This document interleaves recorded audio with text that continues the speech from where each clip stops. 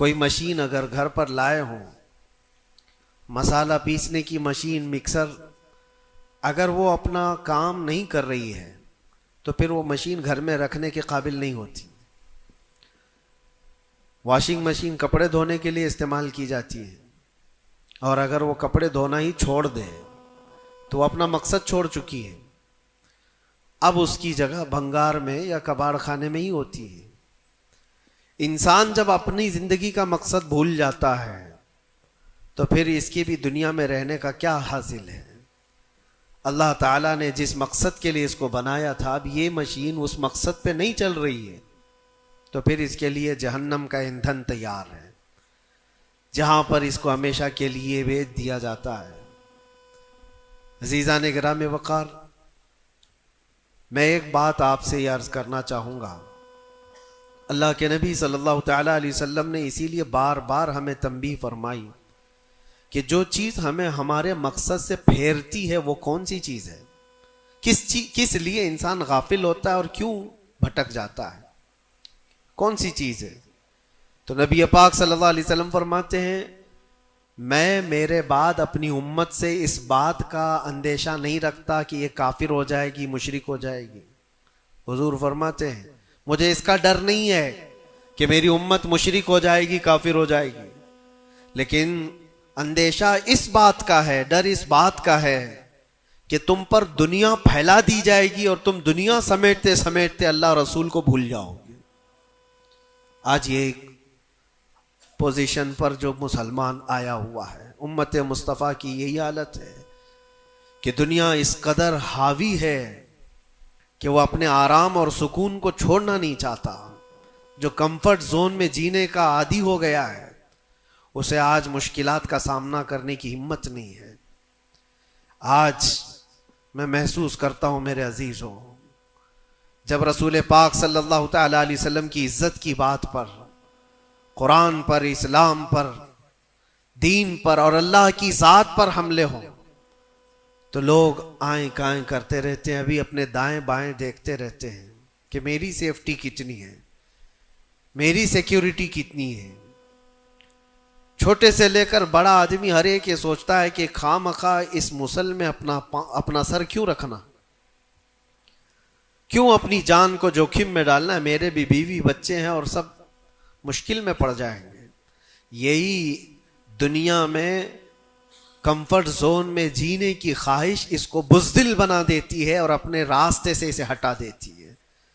کبھی کبھار یہ بھی تو سوچا ہوتا کہ بیوی بچے اور گھر بار اور جائیداد اور بزنس صرف ہمارے نہیں، صحابہ کے بھی تھے، جو رسول پاک صلی اللہ تعالی علیہ وسلم کے سچے غلام ہیں، ان کی بھی جائیدادیں تھیں، ان کے بھی مال و اولاد تھے، ان کی بھی بیوی بچے، لیکن کبھی عظمت مصطفیٰ اور دامن مصطفیٰ کے بیچ دنیا کی کسی چیز کو انہوں نے کبھی آنے نہیں دیا ہے۔ ہم ساری چیزوں کو پہلے مقدم رکھتے ہیں کہ کیا ہوگا۔ میرے عزیزو، ایک صحابی رسول کی بات اگر عرض کروں، ابو دحدہ، ایسے مالدار صحابی تھے جن کا باغیچہ پورے مدینے میں سب سے قیمتی باغیچہ تھا، سب سے قیمتی باغیچہ تھا، اور ان کے باغیچے کی کھجوریں سب سے مہنگی کھجوریں۔ ابو دحدہ کے باغیچے کی شہرت تھی مدینے میں، مسجد نبوی میں بیٹھے ہوئے تھے۔ حضور پاک صلی اللہ تعالی علیہ وسلم کے پاس ایک مسئلہ آیا تھا، ایک یہودی کا اور ایک مسلمان کا، ایک دوسرے صحابی کا۔ اس یہودی کے اور مسلمان صحابی کے درمیان جو مسئلہ وہ تھا ایک درخت کو لے کر کے، کھجور کی درخت وہ یہودی کے آنگن میں تھا جس کی کھجوریں اس صحابی کے گھر پہ گر جاتی تھی۔ انہوں نے خریدنے کے لیے کہا، وہ دینے کو راضی نہیں تھا۔ یا اس طرح کا ایک مسئلہ اور بھی ہے، اللہ کے نبی صلی اللہ تعالی علیہ وسلم نے رغبت دلائی، کوئی ہے جو یہ ایک درخت خرید کر کے میرے اس صحابی کو دے دے، اسے میں جنت کا باغیچہ دوں گا۔ تو اس وقت ابو دحدہ کھڑے ہوئے، کہا یا رسول اللہ صلی اللہ تعالی علیہ وسلم، میں سودا کروں گا اس یہودی سے۔ ایک ہی درخت تھا اس کے آنگن میں، اس سے کہا کہ کتنے میں تو یہ درخت بیچے گا؟ میرے نبی کی بات ہے، حضور کا فرمان ہے، میں خریدوں گا۔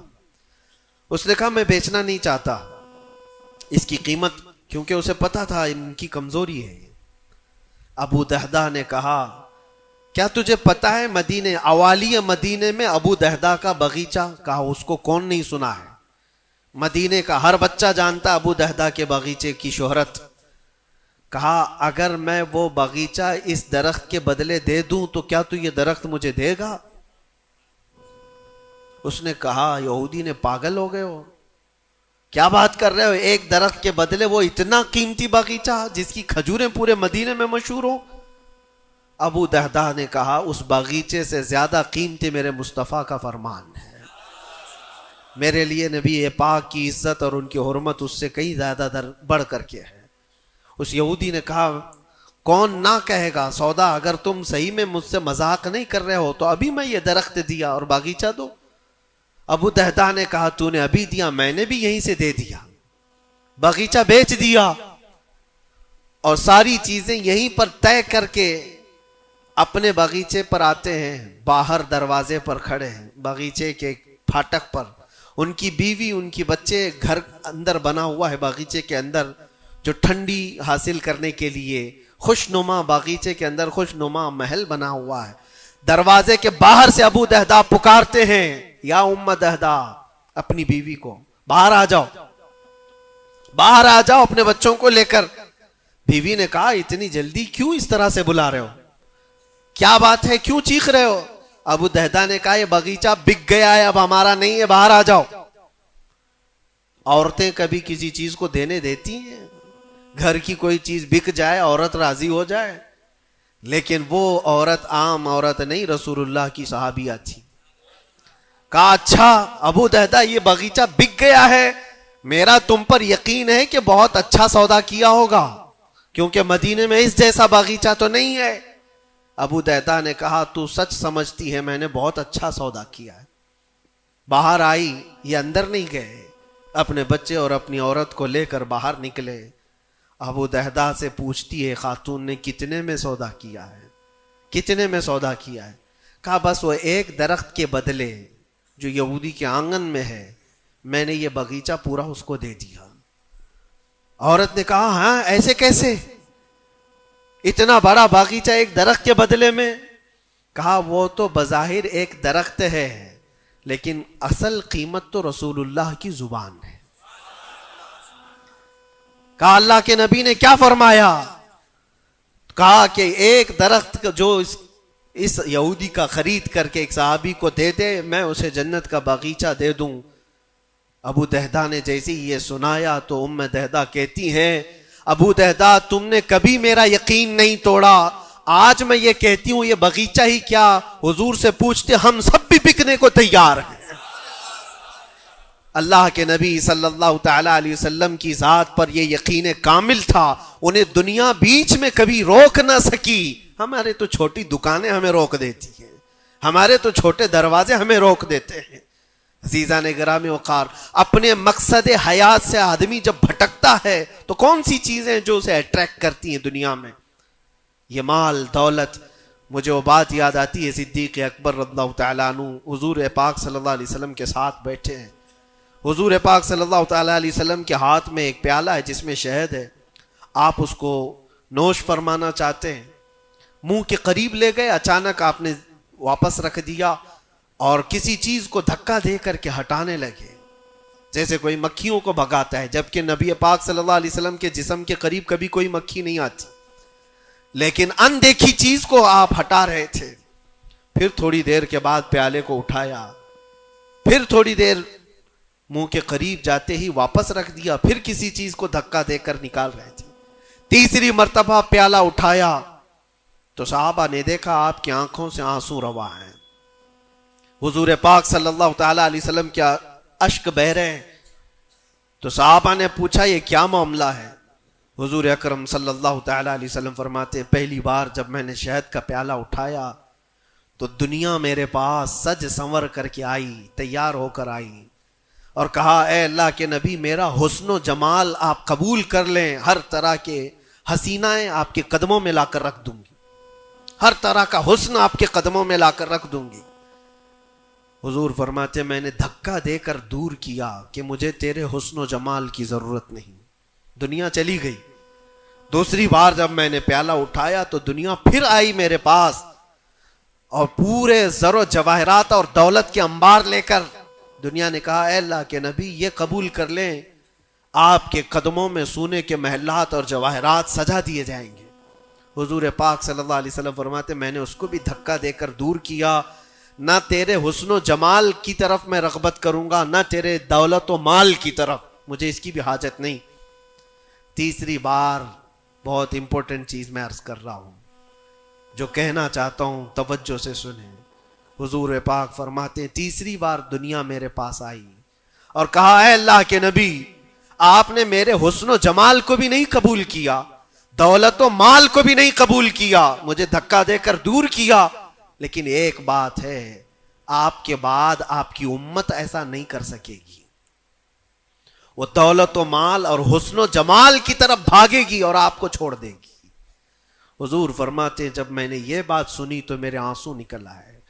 کیا میری امت مجھے چھوڑ کر اس طرح دور ہو جائے گی؟ دل پر ہاتھ رکھ کر کے سوچو ہے مسلمانوں, کیا آج وہ پوزیشن نہیں ہے؟ ہم ان دو چیزوں کے چکر میں اپنے نبی پاک صلی اللہ علیہ وسلم سے کتنی دور بھاگے جا رہے ہیں. تم نے کبھی راتوں کو تصور کر کے دیکھا کہ کتنی راتیں ایسی آئی کہ میں نے اپنے مصطفیٰ کو یاد کیا ہے, تنہائی میں اپنے حبیب کو یاد کیا ہے. اس رسول کا حال تو یہ تھا, ماں عائشہ صدیقہ فرماتی ایک رات ایسی نہیں گئی جس میں رسول پاک صلی اللہ علیہ وسلم اپنی امت کے لیے دعا نہ کرتے ہوں. رات کو کھڑے ہوتے تھے تو پنڈلیوں میں سوجن آ جاتی تھی, پیر سوج جاتے تھے اور کثرت سے روتے تھے اپنی امت کے لیے اللہ کی بارگاہ میں کہ مولا میری امت بھولی بھالی ہے, اس کی بخشش میرے حوالے کر دے. رب ہب لی امتی, جو نہ بھولا ہم غریبوں کو رضا. اور آج امت کا حال یہ ہے کہ سال میں ایک بار میلاد کر کے ہم یہ سمجھتے ہیں حق ادا کر لیا. ہر دن ہر رات جو نبی پاک ہمیں یاد کرتے تھے تو ہم نے آج وہ کیا کر دیا ہے؟ یہی دو چیزیں ہیں جو انسان کو اپنے مقصد حیات سے ہٹاتی ہیں, اپنے راستے سے ہٹاتی ہیں. دولت اور شباب, یہ حسن و جمال. ہر نوجوان کو دیکھو ان دو چیزوں کے پیچھے بھاگ رہا ہے. اسے یہ دو چیزوں کی خواہش ہے, مال جمع کرنا ہے اور خوبصورت عورت کو لانا ہے. اور ان دو چیزوں نے دنیا میں اس کو ایسا غافل کر رکھا ہے, اسے سوچنے کا موقع ہی نہیں ہے. جب اس کے سامنے کہا جائے تیرے نبی پاک کی عزت کی بات آئی ہے, کہا وہ دیکھ لیں گے, مولانا لوگ تو ہے نا, علماء اکرام اپنا کام کریں گے. کل قیامت کے دن کیا منہ لے کر کے حضور کی بارگاہ میں کھڑے ہوگے؟ کس منہ سے حضور کی بارگاہ میں کھڑے ہوگے کہ میری سفارش فرما دیں اے اللہ کے نبی؟ کس منہ سے حضور کی بارگاہ میں آئیں گے کہ اے اللہ کے نبی میری شفاعت کر دے؟ کیا اس بات کا احساس نہیں ستاتا کہ اللہ کے نبی اگر مجھے پوچھیں تو اسی جگہ سے آتا ہے جہاں روز مجھے گالیاں دی جاتی تھی اور تو سن کر کے کباب کھایا کرتا تھا, تو روزانہ اپنی مستیوں میں مست تھا. اٹھو وہ گر نہ حشر نہ ہوگا پھر کبھی, دوڑو کہ زمانہ چھال اپنی چل گیا. آج تمہیں میں جگانے آیا ہوں اور بیدار کرنے آیا ہوں. زندگی کا مقصد یہ تھا کہ اللہ اور اس کے رسول کو راضی کرو, نہ یہ کہ تم دنیا کو راضی کرنے کے چکر میں اپنے اللہ اور اس کے رسول کو بھول گئے. ان نوجوانوں سے میں کہتا ہوں جو رات بھر تم اپنے دوستوں کے لیے گزارتے ہو, تم اپنے ماں باپ کو چھوڑ کر کے چلے جاتے ہو اور ان دوستوں کے چکر میں اپنا مال بھی بہایا, وقت بھی گنوایا, لیکن حاصل کیا ہوا پتہ ہے؟ قرآن میں 19ویں پارے میں اللہ تعالیٰ فرماتا ہے بہت سارے ایسے لوگ ہوں گے جو صرف اس لیے دوزخ میں جا رہے ہوں گے کہ ان کے دوست برے تھے. یا ویلتا لیتنی لم اتخذ فلانا خلیلا, وہ پکارے گا اے کاش میں فلاں کو دوست نہیں بنایا ہوتا تو آج دوزخ میں نہیں جا رہا ہوتا. بہت سارے ایسے لوگ, اور جن کے لیے تم نے زندگی پوری اجاڑ دی, وہ کب تک کے لیے آئے تمہارے پاس؟ کب تک کے لیے؟ کیا تمہارے جنازے کے کندھا دینے کے بعد ختم ہو گئی بات؟ کون تمہاری قبر میں آتا ہے؟ کون تمہارے قبر کے حالات دیکھتا ہے؟ کون ہے جو حشر میں تمہارے معاملات کی سفارش کرتا ہے؟ ہے کوئی نوجوان دوست تمہارے لیے مددگار؟ نہیں. تمہارا دل بھی یہ کہے گا اس قبر کی نئی زندگی میں اگر کوئی آئے گا تو وہ آمنہ کا لال آئے گا. نبی پاک صلی اللہ تعالی علیہ وسلم تشریف لائیں گے. بزرگان دین نے یہاں تک فرمایا ہے وہ قبر میں میرے آقا صلی اللہ تعالی علیہ وسلم اس حالت میں اور اتنی جلدی آتے ہیں، اور منکر نکیر کے اٹھانے سے پہلے اس سے کہتے ہیں فرشتوں سے آہستہ سے اٹھاؤ، میری محبت میں بڑا تھک کے آیا ہے. وہ کس کے لیے ہے؟ جو محبت مصطفیٰ میں یہاں تھکا ہوا ہو اس کے لیے ہے، وہ نہیں جو عیش و عشرت میں شباب و کباب میں یہاں تھک کر کے گیا ہو. وہاں پر بھی بزرگوں نے فرمایا قبر میں حضور پاک صلی اللہ تعالی علیہ وسلم کچھ لوگوں کی، کچھ مومنین کی قبر میں ایسے بھی حالات ہوں گے کہ جب فرشتے اس کو اٹھا کر جھنجھوڑ کر پوچھ رہے ہوں گے بتا ان کے بارے میں کیا کہتا تھا دنیا میں، حضور اپنا چہرہ پھیر لیں گے. حضور فرماتے ہیں خبردار میری طرف مت دیکھنا، اس لیے کہ دنیا میں تجھے میرا چہرہ پسند نہیں تھا. جس کو پسند کرتا تھا اس کو آج بلا لے. تمہارے پاس کوئی اور آپشن رہ جائے گا قبر میں بلانے کے لیے کسی کو؟ اپنی زندگی کا مقصد سمجھ لو. جتنے لوگ ڈائیورٹ کرتے ہیں ادھر ادھر ان کی طرف توجہ نہ کرو. کبھی آپ گاڑی چلا رہے ہو، جو لوگ گاڑی میں بیٹھے ہو ان کو اچھی طرح سے معلوم ہونا چاہیے. اگر یہاں سے نکلیں آپ پونا جانا چاہتے ہیں، تقریباً 150-200 کلومیٹر کا فاصلہ ہے. راستے میں بہت سارے مناظر آتے ہیں، بہت سارے اچھے منظر دیکھنے کو ملتے ہیں. کبھی پہاڑیاں ہیں، کبھی درخت ہیں، کبھی جھیل ہے، کبھی کچھ ہے، کبھی کچھ ہے. تو کیا اس راستے پہ گزرتے ہوئے جو چیز اچھی لگ جائے وہیں رک جاتے ہو؟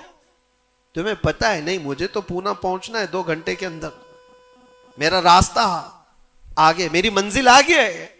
جتنے درخت آئے خوبصورت دیکھ لیا چل پڑا، پہاڑ آئے دیکھ لیا چل پڑا. دنیا کا سفر ایسی ہی ہے، جتنی چیزیں شہوتیں تمہیں اپنی طرف بلاتی ہیں اگر نظر پڑ گئی تو نیچے کرو اور آگے بڑھ جاؤ. تمہاری منزل یہ شہوتیں نہیں ہیں، تمہاری منزل تو اللہ کے نبی کے ساتھ جنت میں جانا ہے. تمہاری منزل وہ ہے.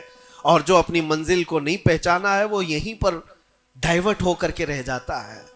اپنے اصلی مقصد پر کامیاب ہونے کے لیے ایک فارمولا میں آپ کو بتاؤں، کیسے بھی حالات ہو.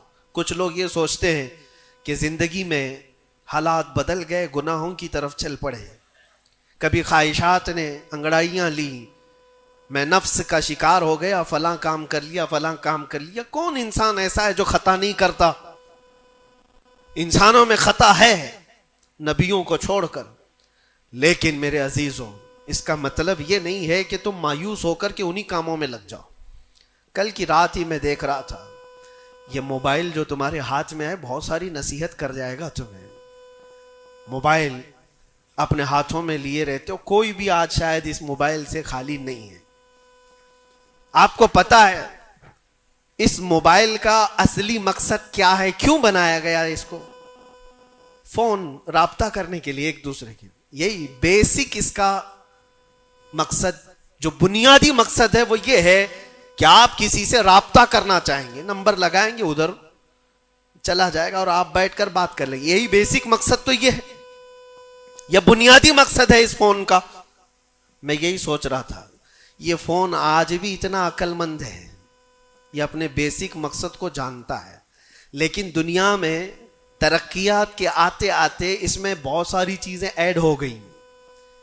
موبائل کے اندر پھر کیلکولیٹر بھی آ گیا، موبائل کے اندر پھر فوٹو لینے کا کیمرہ بھی آ گیا، ویڈیو بھی آ گئے. اب اس کے بعد چلتے چلتے اب تو سوشل میڈیا پورا آ گیا. اب سوشل میڈیا کی سائٹس بھی آپ کنٹینیو کھول کر کے بیٹھے رہتے.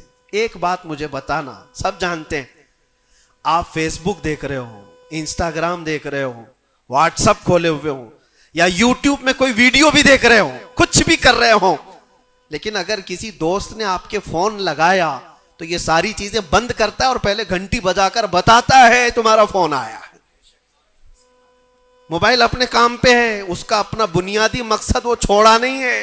اس میں بہت ساری چیزیں ایڈ ہو گئی، اور شاید چاہے جتنی بھی ایڈ ہوں لیکن فون آنا جانا یہ کبھی بند نہیں کرے گا. جو انکمنگ ہے، فون کسی نے لگایا ہے تو یہ تمہیں بتا دے گا الارم. ہوتا ایسا نہیں ہے، آپ کی ویڈیو چل رہی ہو، یوٹیوب چل رہا ہے، کچھ بھی چل رہا ہو، فون اگر آیا تو وہ چیز روک دے گا اور پھر فون کا الارم تمہیں بتائے گا. یہ اپنے بنیادی مقصد پر چل رہا ہے. تمہاری زندگی میں چاہے جتنی بھی چیزیں ایڈ ہو جائیں, جس وقت اذان ہو جائے تمہیں سمجھ جانا چاہیے میرا مولا بلا رہا ہے. میرے اصلی مقصد کے لیے میں جو دنیا میں ہوں وہ اللہ کی عبادت کے لیے ہے. میرے رب کا فرمان, میرے رب کا اعلان آ چکا ہے. چھوڑو ساری چیزیں, جتنی بھی چیزیں ایڈ ہو جائیں اس چیز کو روکنا. اچھا, اور دوسری ایک چیز یہ بھی ہے اس موبائل کی, میں محسوس کر رہا تھا یہ بہت اچھا ہے بیچارہ. یہ موبائل اپنے مقصد پر کامیاب ہے اس لیے کہ اس کو کبھی کسی کے ہاتھ میں دو تو ہی گندا بنتا ہے. جب تک اس کو کوئی چلاتا نہیں ہے, تم چلاؤ گے, اندر گھسو گے, بہت ساری چیزوں میں داخل ہوتے رہو گے, پتہ نہیں کیا کیا کھولتے رہو گے, وہ سب چیزیں وہ کرتا چلا جائے گا. لیکن اس کو کہیں بستر پر پٹک کر کے چھوڑ دو, وہ کبھی گندگی نہیں کرتا.